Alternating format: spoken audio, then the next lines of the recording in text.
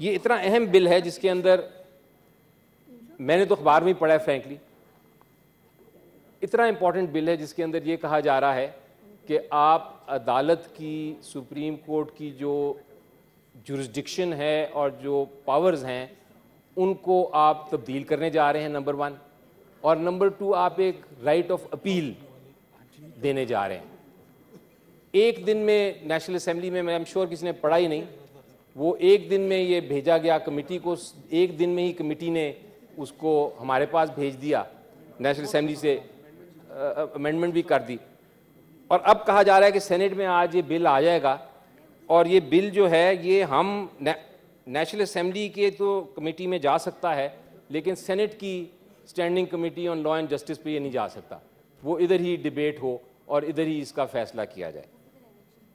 आप कानून ज़रा उठाइए, सारे आइन देखिए, क्या ये हमारे पास गुंजाइश है सर कि हम आइनी तरमीम के बगैर ये आर्टिकल 184(3) में अमेंडमेंट कर दें?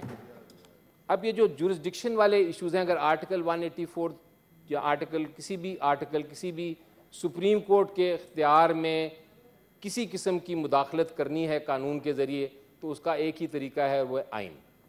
आइन के ज़रिए आप कर सकते हैं, नॉर्मल कानून के ज़रिए कर ही नहीं सकते। ये जो बिल पेश किया गया है, इसको अगर आप देखें तो ये बिल ऐसा है जो कि एक नॉर्मल कानून की तरह पेश किया जा रहा है, जबकि इसमें आइनी तरमीम होनी चाहिए। मैं आपको on the floor of the house कहता हूँ कि अगर हम ये इस किस्म का कानून पास करेंगे, अगले 15-20 दिन में ये कानून को कलअदम करार दे दिया जाएगा।